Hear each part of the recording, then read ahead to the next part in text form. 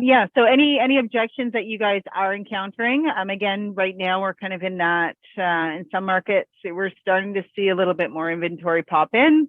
But I guess, you know, and anywhere in every market's different. I'm not sure what it's like where you are, Beverly, but I know like here there's still a lot of people are on the sidelines watching. So it'll be interesting to see what spring market actually looks like this time around compared to the last couple of years anyway, right? So definitely going to see a shift in that. So Harjinder is coming across the objection that when she's talking, they're working with another agent, but still send me the listings, right? So in your experience, Beverly, with an individual like that, how would you personally, respond to something like that? But again, also, are we asking the questions, and again, for Harjinder is are we actively working with that other agent, or is that other agent just also sending them listings? Right. And I think the question I have for Harjinder is this from a physical phone conversation? Is this via email or is this via text? Because it's very difficult. Okay, phone conversation. Awesome. All right. Now, are you able to talk? I would love to role play. Sure. We'll allow and if him it scares to you, talk. that's even better. Yeah, Yes. sure, I can. Yes, absolutely. Fabulous. All right. I would love to role play. Are you open to that? Yeah, absolutely. Yep, do that. Awesome. All right. So is this conversation happened recently with the lead? Yeah, absolutely. So let me give you a scenario. So, Okay. so I called the lead. This was an inquiry came in through the AL website, and I called and I said, okay, we had an initial conversation. What are you looking at? What are your plan? And at the last, I asked about, are you currently working with someone? They said, yes, we have a family friend. We have done transactions with them in the past. And so I said, are you committed to work with them? So she said, it's our family friend. We sold our house through her. And so she sends us what we want. So I said, then how do you want me to help you? So she said, you can send me the listings, but I said, but are you going to, like, that's how it went. So I didn't know that, how do I close that or how do I take it forward? So two things. We can absolutely still role play this, but I definitely want to shed light on the fact that we're not going to win them all. When they say it's a family friend or they say it's a family member, you did the absolute right thing by asking, are you committed? Or how committed are you? Because the reality is sometimes people don't want to use their friends and family because they understand that they don't work too hard. And this is where I like to have fun with these conversations, because I know I really don't have a high conversion rate with this person, right? So I have nothing to lose. So that's where I go and I ask, really, just from experience, I just feel that I have to share this with you, because I don't want to like bombard them and feel salesy. So I attempt to make it personal out of past experience, because everybody loves stories. So just based on my experience, when they say, well, what did they say to you when you said, how committed are you? You're muted. Yeah, sorry, I didn't realize that I was muted. So so when I asked this question, the answer was that we sold our house through her when the market was high.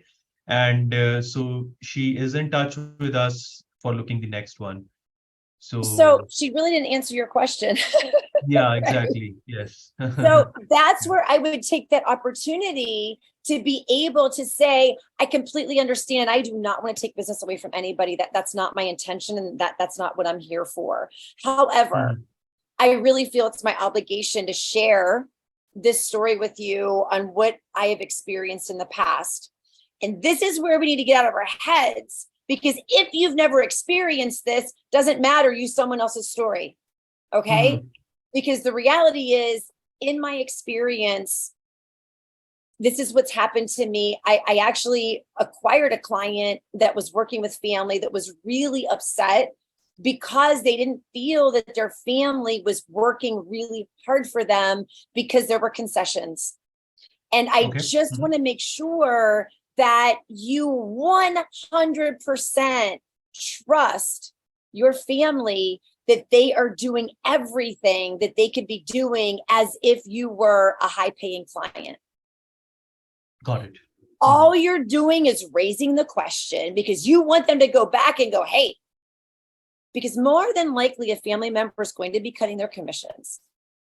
Understand. And we all know when it's a best friend, when it's a family member, and I say we because I include me, we don't work as hard because we know they're not going to jump ship and go to somebody else. Understand.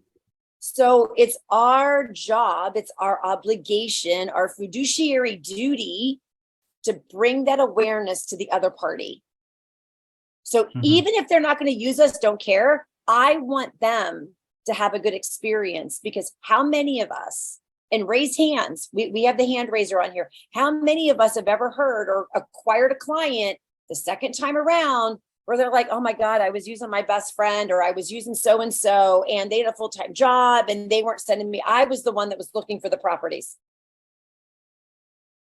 Because we know it happens with friends and family. So it's digging, do they do real estate full-time?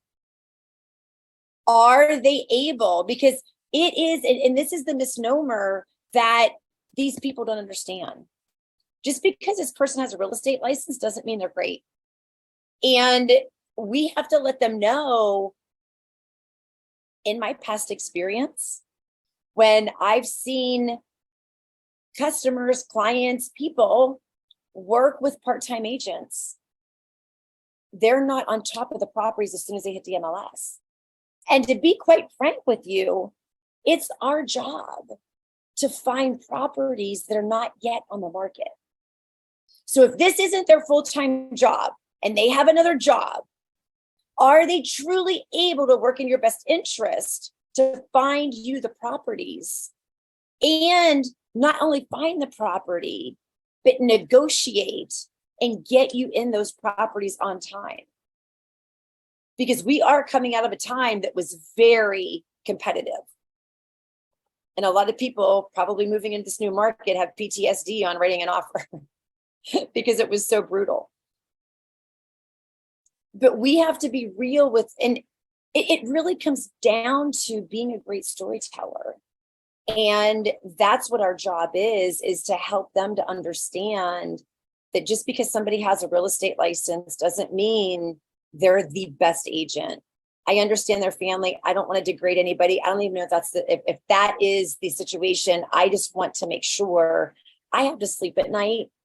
And it's really important to me that you really do truly understand the differences of what real estate agents are. Nothing gained, nothing lost. Don't care if you hate me. Don't care if you're mad at me. I don't care because I didn't have your business in the first place. But I will tell you this, they will never hear that from anybody else. And the first time they get an inkling that somebody dropped the ball, guess who they're going to call? Because you were honest. So I would love to role play this based on your remembrance of the conversation. I love that you brought to the table on how the conversation went, and let me see how don't take it easy on me. Play hardball, and let's see where we can take that conversation if we can utilize everything that I just kind of interjected into that. Is that good? Sure. Yeah. Awesome. All right. I'm going to ring and you're going to answer. Where's your market? Where was this person looking? And please give me a name that I can Calgary. say. Where is it? In Calgary. Calvary. I can say that. Okay, great. Ring. Hi, this is Harjinder. Hey, this is Beverly. I'm just checking in. I saw that you were online looking at some homes in Calvary. Yes, I did. I remember I put my details for looking into the properties. We're looking in the south part of the Calgary. Awesome. And how long have you been looking online? It's been 2 months for now. 2 months. And what is your Yeah. current situation right now? Do you own a home? Do you rent? Oh, we used to own, and we sold it last year, and now we are currently renting. Okay, awesome. So time frame, when did you want to be in a home? As soon as possible when the property comes in. But I've heard the prices are, they will be going a little bit down. Yeah. So we're just waiting. If we can get a good price, that's the point we want to move in. So you're currently renting, you want to be in something as soon as possible. Have you been in any homes over the last couple of months? Um, I've been seeing online everything, right? Okay. So we haven't seen any property yet. Okay, so you've just really been looking online and just kind of Correct. really weighing out your options. So you haven't been in any homes. No, Now, not yet. as far as what you're seeing online and the prices, are homes meeting your expectation for what you're seeing for the prices? No, I think what we see and what we want, I feel them a little overpriced at this point of time. Yep. Like especially from the Calgary perspective, and that's what we are waiting for. That if we can get the properties which I feel should be around 750 or so, they're currently Okay. listed at 850. So that's what we are seeing. Okay. So in reality, if I were to find you something that would be in like that 750, 850 range, would there be something that you would be interested in physically going into and seeing a home? Yes, we can do that. Beautiful. So this is where, and I'm going to go a little bit off a script. This is where I would get a little bit, I don't know what word I'm looking for specific with what it is you're looking for, because now what I want to know is if you tell me you want 5 bedrooms and you want 2 acres and you want this, this, and this, I'm going to put 2 and 2 together and go, oh my gosh, like I can't make this happen. Right. So I would ask them, is there anything? So I'm going to ask you this. Is there anything in your favorites right now that you would like to go see? Anything not backing onto other houses will be good. Okay. Right? But Yeah, you've been looking that's online for 2 months. So I'm just wondering if there's anything that you've saved that you've been watching over time that you would like to go take a look at.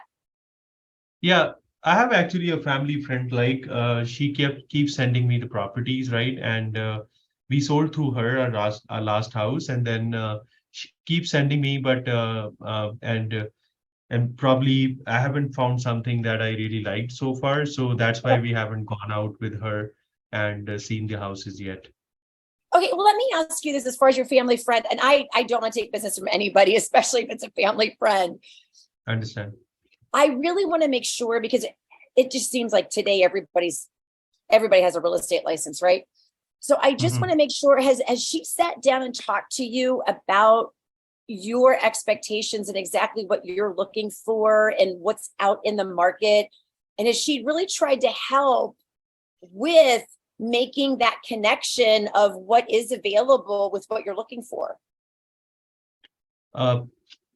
She's been with us for a long time, right? She knows us. So what I told you, I've said the same things to her, right? Okay. And she said that we are in a Calgary, we are sitting on a tight inventory, so she really can't do anything. So let me ask you this, as far as, do you 100% trust the fact that she's doing absolutely everything for you to have a top-notch experience with your home buying process? I think so. How do you want me to, find out that? I believe so, but we haven't moved yet. And So that's fair. As I said, I don't want to take business away from anybody. yeah. It's just, when I think of past horror stories in my profession, and I've acquired clients because they used a friend or family member, they just didn't feel like they got the same quality of service, because your friend and family member has no competition. So they're just going to do whatever, right? You're going to be searching online, you're going to be sending the properties, and how hard are they really going to work for you, because they know that you're not going to use another agent. So I just want to make sure, because again, like I said, everybody's licensed, that you 100% trust that she's working in your best interest to protect your future investment. I assume so. I mean, of course, she's our friend, right? So most Right, likely she is, but right. I assume that part, right? So Absolutely. Well, that's what I'm saying. That's why I said I would love to be a backup. And the other thing that I do want to leave you with that the I'm just repeating horror stories of what I hear is mhm. how much do you trust that relationship if something were to happen in that process and there was a mistake that was made or you don't feel that something was working right, is that a friendship that you're willing to walk away from if something were to not go in the right way? Well, that makes sense. Yeah, we don't want to, but Right. And I'm more than happy to work with her. We can do a referral fee. And again, I don't want to take business away from anybody because this is about you having an amazing experience and protecting your investment. So mhm. I will absolutely send you listings. Do you mind if I just check back in with you in a couple of weeks and just see how the process is going? And I will open up communication. If you have any questions for me, I'm here. Yeah. Is that Yeah, okay? sure. You can send me the listings, but if I like anything, my family friend can be in touch with her because in touch 100%. with I you. completely respect that. But promise me, if anything were to change or happen, would you just save my number and just, I can be your backup? Sure, no problem. Thank you. How did that feel? And did it feel pushy on your end? No, I don't think so. It Yeah. was yeah, you came in at certain good points. So yeah, Did you feel that I had your best interest yes. and Mhm. that I wasn't selling you? And I'm even asking for everyone that's listening because it's the energy that I don't want that person on the other end to feel like I'm begging for their business. Mhm. But I kept going back. And if you heard me repeat, just horror stories that I've had happen, horror stories that I've heard happen, people relate to that and they're like, oh shit, I don't want that to happen to me. You've now planted Mhm. the seed. And if Understand. you Yeah. saw subliminally at the end, I'm like, so just make me a promise that, right? The chances of you calling me are very slim, Mhm. but yet those slim chances, it can happen because they Exactly. will never forget that conversation because you cared and they Yeah. felt that. No, I like the fact that you still offered to send the listings because I did not. Mhm. So, but I'm going to go back and activate her listings Yep. because I'm shutting the door, but you are still keeping the door open. So I I get that. always keep the door open because I I used to have, and I'm going to call it that scarcity mindset where, oh my God, why are you using my website if so and so is trying to get F you, right? And it's like we just get that like, eh. But in reality, we are in a service industry and Yeah. we want to create an experience. And if that's truly why we're doing what we're doing, I don't care who they're using. I want them to remember the conversation that they had with me because they're not going to have that conversation with anybody else because everybody else is going to be like, okay, see you. Or you're working with somebody else. Okay, see you later. Bye. Mhm. But you never know. People get sick. People get in car accidents. People get out of real estate every freaking day because they had a really bad situation happen. Things happen in our life and we need backup plans. And not Got it. only to mention, I don't care how big of a town you live in or how big of a city you live in, people talk. And Mhm. I want people to be saying to other people when they go out to dinner with their friends, I had this really crazy conversation with this agent the other day. They didn't turn me away. They just told me the story. And you never know where stories are going to land. You never Understand. know where that person is. You never know where that person's going to go whenever they leave that phone conversation and the conversation they're going to have. You always want to be memorable. You want people to remember you. And the Got it. only way we can be memorable is to create feel good experiences. And Yep. that's No, thank really you. what our job is, because the more feel-good experiences we create, the more we're really positioning ourselves for future business.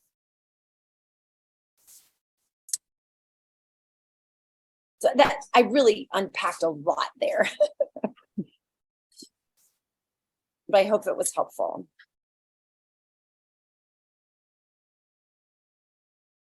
What are the comments that we have? Okay. What do we got there? What do we got, Crystal? There's one I sent to you privately, so just don't read that one out loud. Just great points, good role pulling, good points. But yeah, that's it. Now, does anyone else on here have any objections that you're encountering, Sergeant? And I'm sure many of you guys have had the, knowing the friends and the family that are realtors. We all come across it at some point. Are there any additional even with the market conditions now that you guys are encountering, or just in general that you're not sure how to get past that? You kind of get stumbled or lost in your words when somebody throws it at you. Come on, guys.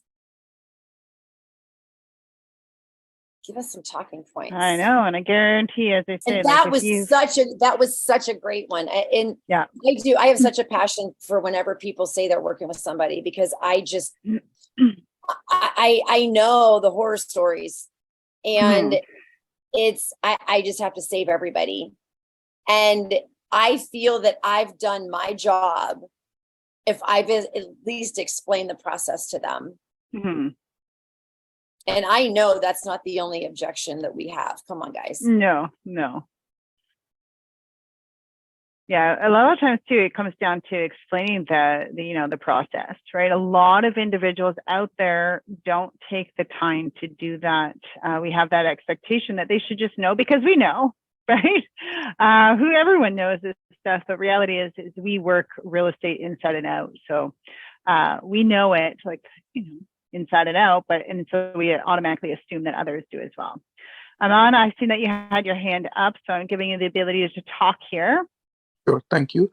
I have been into the real estate industry from last year. It was a very fruitful year for me. I did all buying transactions, but I had 2 listing opportunities. Unfortunately, both of them did not sell due to the market conditions. Now, whenever I get a new listing opportunity, the question that comes to me from the seller side is, how many listings have you done? Or they want to know the listings that I've sold.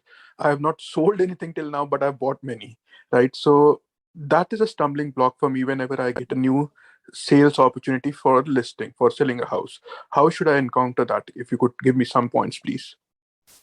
How many listings has your brokerage sold over the last year?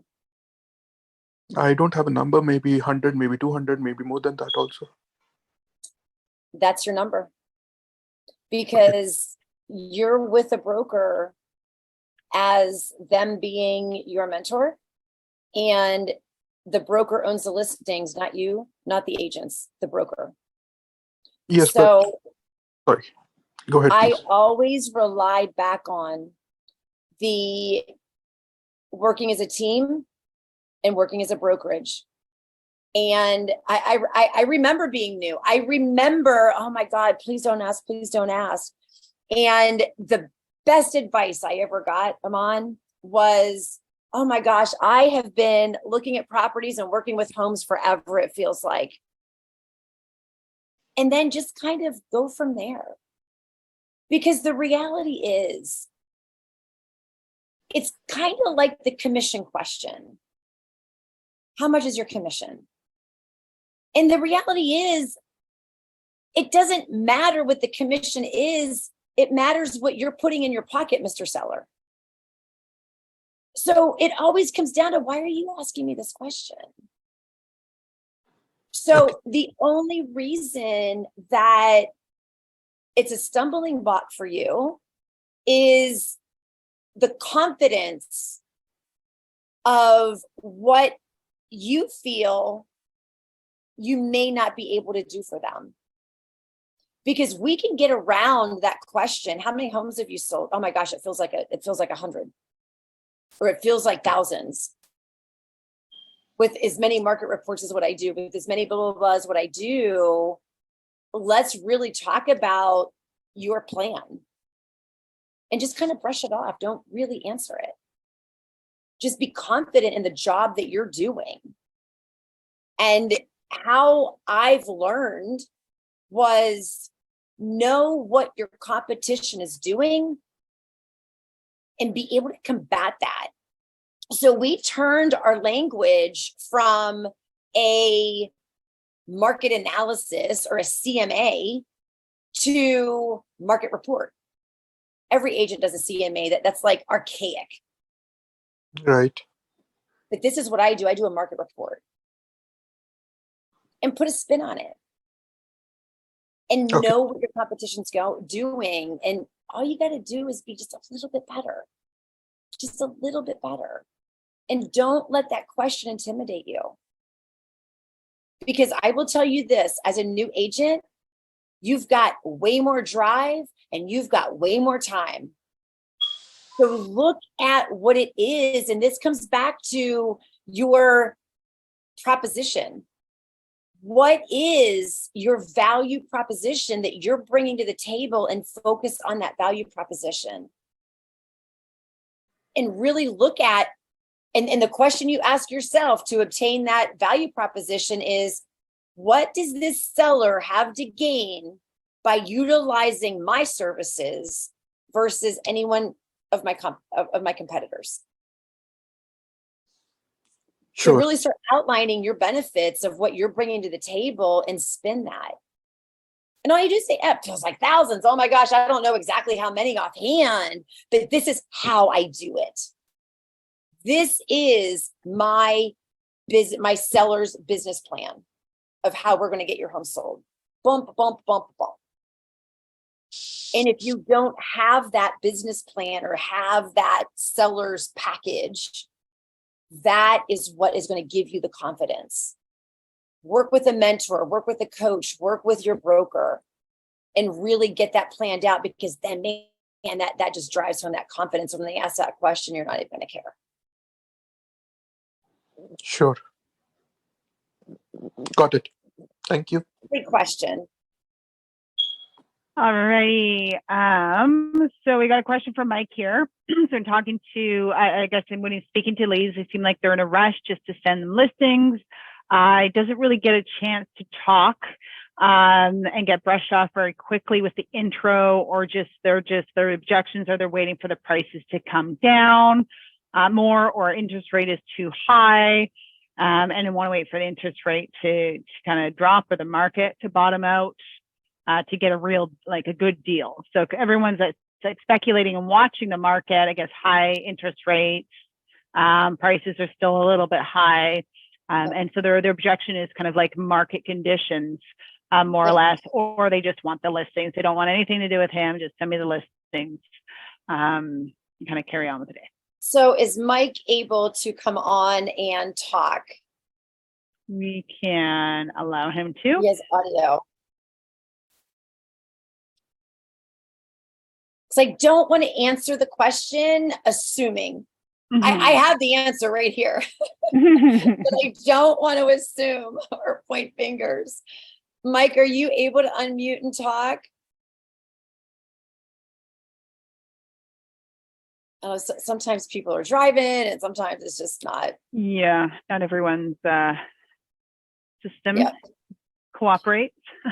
So while we're like waiting to see if he can unmute, my very first question that came to mind, Crystal, when you were saying that was, what is that first 5 seconds intro that he is using when they answer the phone? Mm-hmm. That was my first initial, and that's where I don't want to assume, because knowing how I used to create my own objections by nobody does want to hear that, because it's just they're just trying to figure out who the hell you are. So as far as keeping people on the phone, if you're not asking the right questions, they don't want to talk to you. If you're just speaking about the market, there's nothing engaging them to want to carry on conversation. Yes, interest rates may be too high. Yes, they're waiting for prices to come down. But what I want to know is, that's all speculation. How much do you want to pay a month? If I could find you a home to get you into that number, does the interest rate really matter? Do the prices coming down really matter? If I find you something that meets the number, that meets your expectation, would you buy now? Because somebody's just waiting and just worrying about the interest rates. They weren't going to move anyway because they have no urgency. There's no reason for them to move. That's just the excuse that they're giving you on why they're looking. They have very curious minds, I promise you. But our job is to find out, what is your future plan? If the interest rates weren't too high, if the prices came down, when would you want to move? Because here's the thing, prices coming down for me, maybe $100,000. Prices coming down for somebody else, maybe $50,000. Prices coming down to what? Interest rates too high, prices coming down. It's all freaking relative. When prices were high, interest rates were low. It's the same shit, just in a different way. But people have in their minds that, oh my gosh, this is what's happening. So they can't get past it. And that's what our job is to unpack exactly what would make them move. Is it the interest rates? Is it an excuse? Is it the prices? Is it an excuse? Because when somebody has to move, none of that shit matters. Yeah. They have to move. They have to figure it out. Move. Yeah. So I always want to get to, how much are you paying right now? If I was able to find you a home and you could trade mortgages, would that interest you? And they're going to say yes, because they're going to be like, how the hell can you do that? Chances are they've got enough equity in where they are that they would be able to trade out, put money down, and probably get to the same mortgage rate, depending on what their situation is, because everything's different, right? Depending on when they bought, depending on what they want to buy, depending on how much equity they have. But they're focused on the wrong shit. They're focused on things they can't change. But what we can change, once we have an idea of what they want to pay, it's either going to be relevant to, I think I could probably make that happen. Because it truly doesn't matter with interest rates. If prices are coming down and interest rates are going up, the sellers are going to have to get creative. Here in the United States, the seller can pay for a buyer credit to buy the interest rate down. I don't know if that applies in Canada, but so. we can do interest rate buy downs where we can lower that interest rates by paying points. So you can get creative. And it's just a matter of finding out why and when they want to move. Because if honestly, if they don't have to move, it's not the right time. Why would we try to make somebody move if it's not the right time? So again, Mike, it's always truly asking the right questions. And out of the gate, just like I did with that last role play, hey, Mike, I saw that you were online looking at homes in Calgary. Just wondering what you're looking for. Oh, I was just looking. Great, you were just looking. Do you have any questions about the market? How long have you, do you own or do you rent? I own. How long have you been in your home? 5 years, 6 years, 2 years? Well, let me just ask you, hypothetically, if you were to make a move, what's it look like for you in the future? You know, I really don't know because the interest rates are so freaking high right now. Agree with them. Yeah, you're right, they are.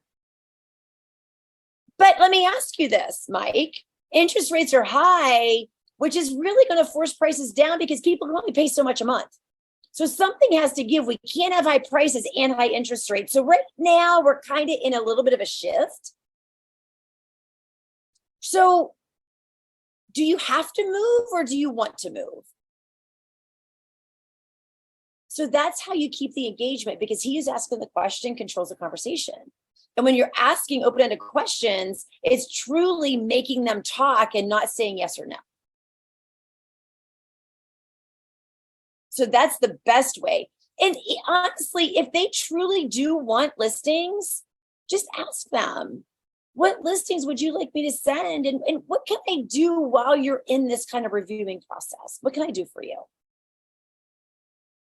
Can I update you whenever there's changes in interest rates? And you know what? And people love this. Here's what I want you to watch when the listings are coming through. Here's how you're going to be able to gauge when things are changing with the market. See how many homes are actually on the market right now in your price range, and watch for that number to increase or decrease. If that number starts to increase, watch what's happening to the prices of those homes.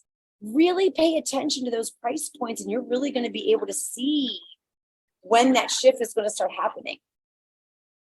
So you're giving them something to actually look for, and a reason to open those emails, and a reason to stay connected in your website. So again, it's going back to even Amon's question as far as, what's your value proposition? What are you bringing to the table in a conversation? What are you bringing to the table?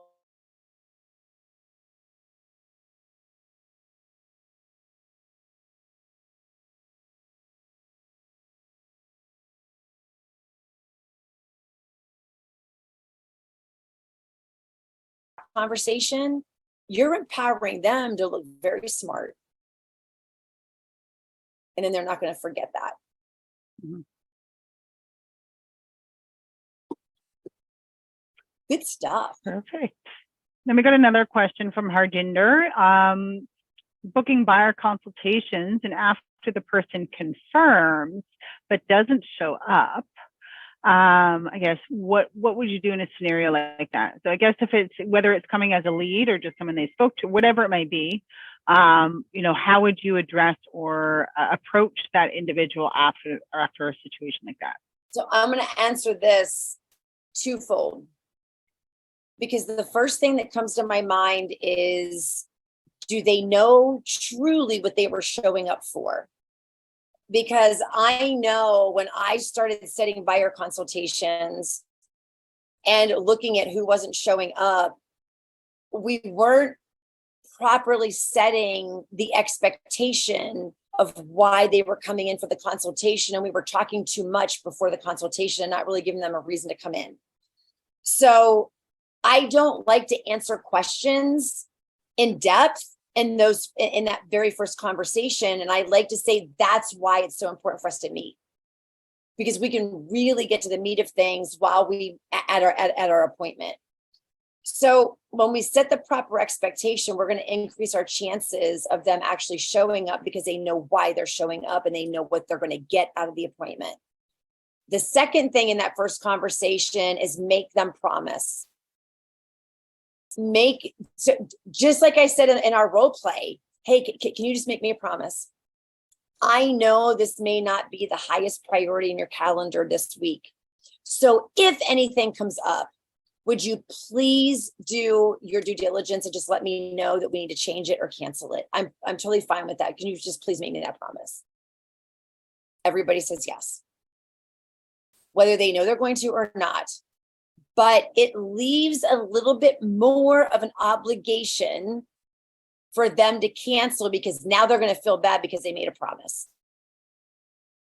So it's really encouraging that the value and expectation and the promise to cancel, you're giving them the way out if they don't want to show up.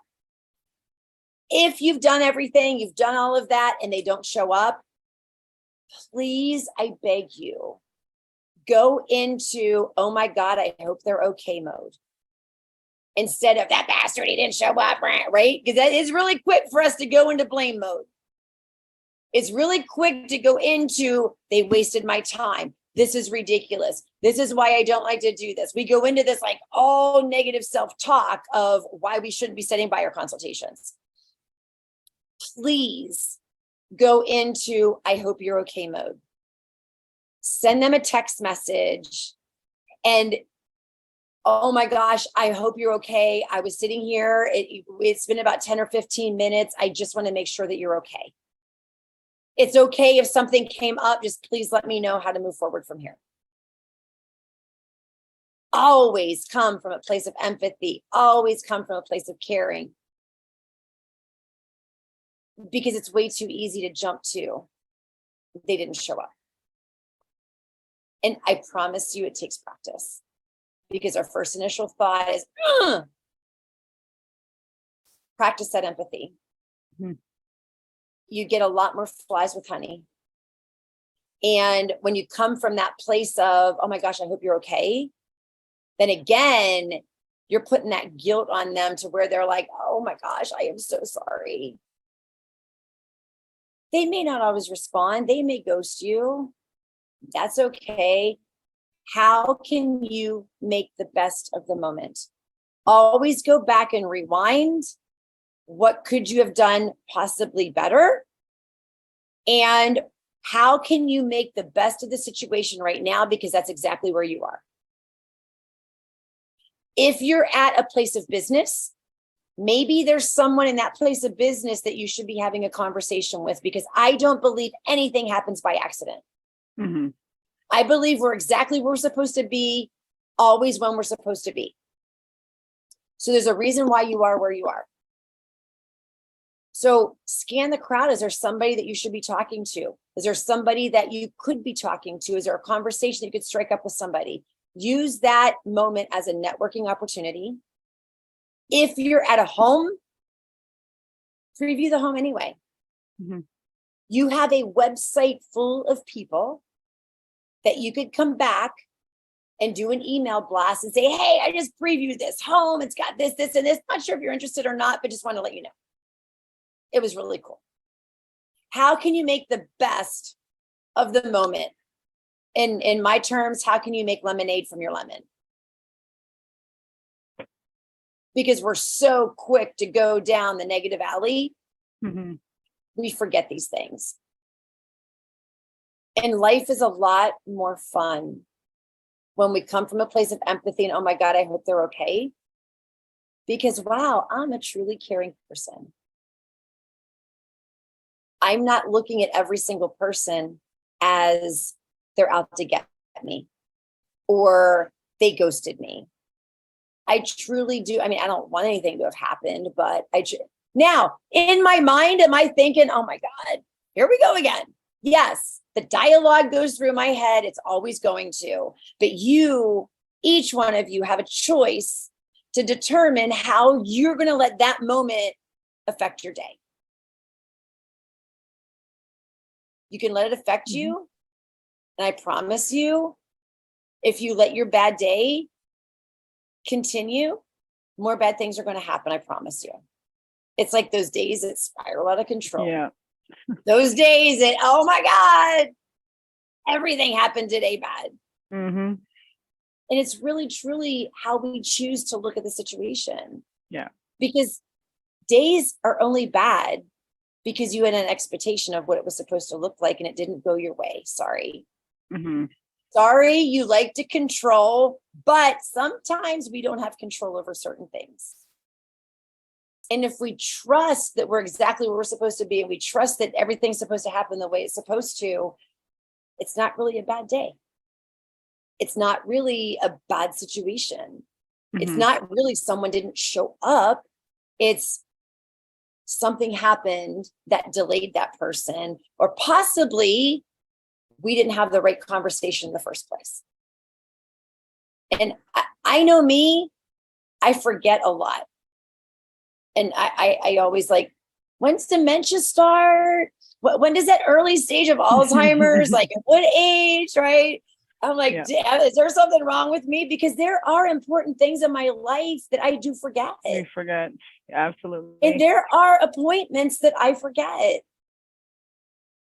Because we don't know what happens in someone's life that morning. Someone in their family could have gotten in a car accident. They could have gotten a horrible phone call that somebody died. I mean, we have no idea what's going to take somebody off track. Mm-hmm. And forgive me for even saying this out loud, but how many appointments, Zoom appointments I set of agents that don't show up for training. And then complain that their clients don't show up. Yes. I rely 100%, and I will tell everyone straight up, if it is not on my Gmail calendar, it does not happen. Mm-hmm. My husband knows that. Everyone in my very close proximity knows that. If it's not on my calendar, it's not going to happen.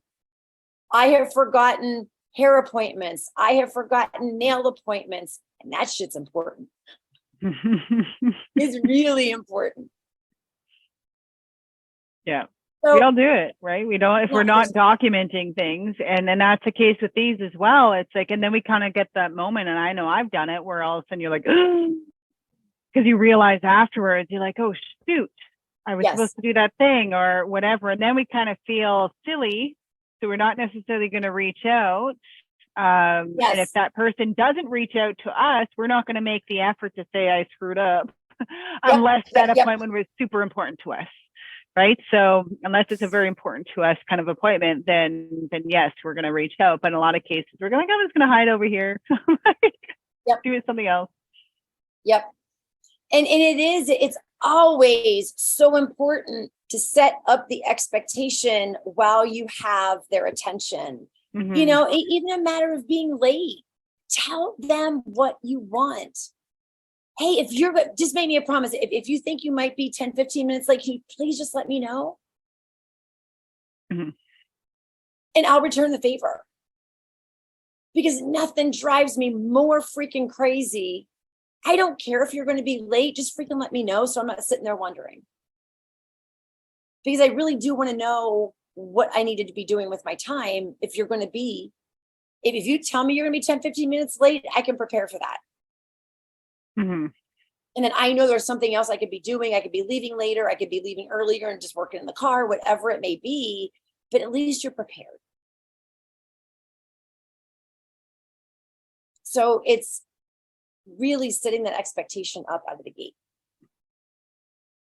Not always going to happen, not always going to follow through, but at least everything that I do, I want to be able to look back and say, I did everything that I could to prevent this. There's nothing more I could have done. But if we look back and say, I should have probably reached out the day before, the morning of, 15 minutes before, because here's the thing, the best expectation to set up is I'm going to text you the day before and confirm our appointment. It's fine if I don't hear back from you, but what I'm also going to do is text you an hour or 2 hours or the morning of. If I don't hear from you to confirm, I'm not going to be there. Call the shots. Mm-hmm. Tell them you need them to confirm or you're not going to go. Your time is money. Because here's the thing, if they don't confirm via text or via email or via phone call, they weren't going to show up anyway. Mm-hmm. So interesting story on this. Make sure you have the right email. Make sure you have the right phone number. Tell them you're going to send a text confirmation. You want them to respond and know you have the right phone number. We closed our restaurant early a couple weeks ago because we had tornado warnings. We had like 8 reservations that we had to pre-cancel. Our staff called everybody. Our staff canceled the reservation, which kicked out a cancel text on the reservation, and they sent a separate text stating why the reservation was canceled. 3 forms of communication to the reservations. The next day, I get an email from a lady that had a reservation for 11 people that was completely distraught because she was so off guard when she showed up at the restaurant with 11 people and we were closed and she was not notified. I kindly emailed her back because I found the phone number that was in our system that I called again the next morning to apologize. The guy answers the phone and says, there's no so-and-so here. And I said, do you know a so-and-so? Did you have a reservation? He says, I have no idea what you're talking about. I've had this phone number forever. It's a wrong number. So I politely emailed her back and said, we texted, called. This is the number that we had on file that got called. And she goes, well, my number ends in a 1, not a 4. I'm so sorry. I said, our staff did everything. Again, looking back, right? We did everything we could with the information we had. Yeah. I am sorry you typoed your phone number. Yeah. So just think about what drives you batshit crazy and what expectations do you want to set, and you call the shots. Don't be afraid of losing business. People want to do business with people that they respect. And when you respect your time, you're going to attract people that respect your time. Mm-hmm. But the only way we can command that respect is to ask for it. And it's scary because we think when we ask for it, this is all unicorn and roses right now talking about it. And it sounds great. But when it comes down time to the action, we're going to have the negative self-talk that talks us out of doing it, that makes us uncomfortable doing it because we've never done it before. Mm-hmm. But here's the funny thing. Once you do it a few times, that becomes your new norm. So it only takes a few times for something to become a new norm. And then, like Crystal said before, we can't assume that everybody knows what we know. So when it becomes so comfortable to us, we don't even think about it then. We just do it. But we have to take the initiative of doing it those first few times. And you will respect yourself more for respecting your own time. But I straight up tell people, if you don't confirm that you're going to be there prior to, I'm not going to be there. Period. And let's just say, for example, that this is really, really getting the bowels of respecting your time. If that person, let's just say it's in your office and you're in your office anyway, and they just don't show up. There's zero communication of I'm going to be late, or this is why I'm late, or they haven't even responded to, hey, are you okay? But they show up 2 hours later. If you're really ballsy, I'm probably not the agent for you. Because in our first conversation, I asked that you confirmed, and you didn't confirm our time. I sent you another text message and asked if you were okay. You said text messaging was your quickest and easiest form of communication. So I respected that and I utilized that. You're 2 hours late. I respect my time. There's other agents out there that will gladly take your business, but I'm sorry. If this is how we're starting off, I can't do business like this. Because the reality is, if that person doesn't respect your time today, they're not going to respect your time looking at houses or putting their home on the market. Mm-hmm. So when you have a problem today, ask yourself, did you create your own problem?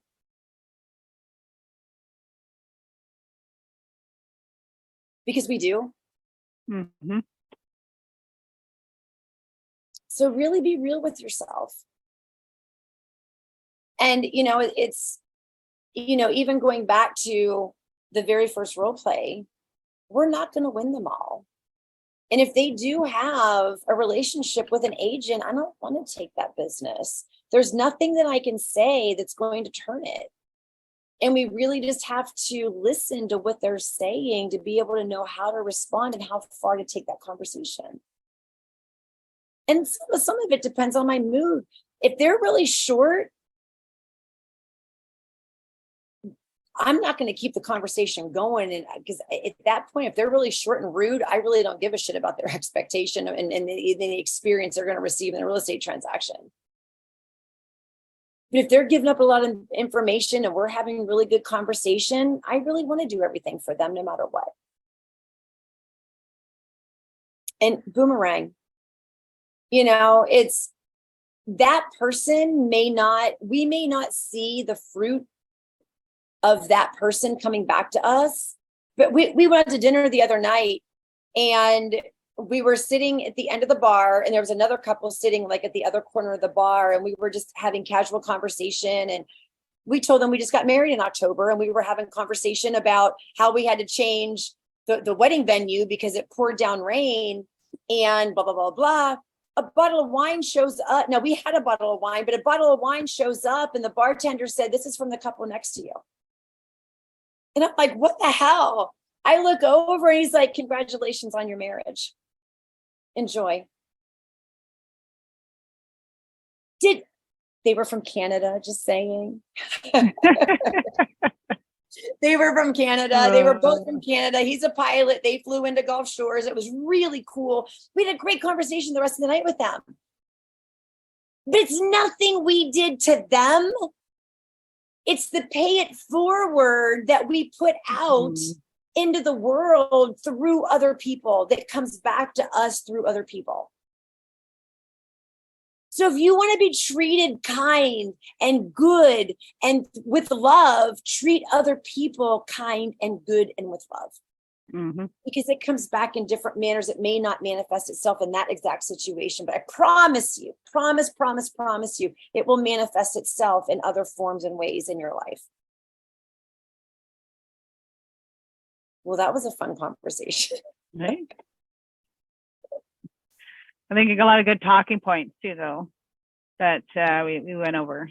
Definitely, I'm sure many people on here are going to benefit from that, or at least give them a different perspective on how they can be talking and discussing these various topics or objections or whatever it may be. Yes. And then, the expectations. So always setting those expectations, because it'll also help prevent us from getting disappointed. 100%. Right. And that's where it comes down to enjoy the process. Yes. It's nice. all about what can you be doing right now to enjoy the process and not be attached to that outcome, because that's the devil, is being attached to that outcome. Yeah.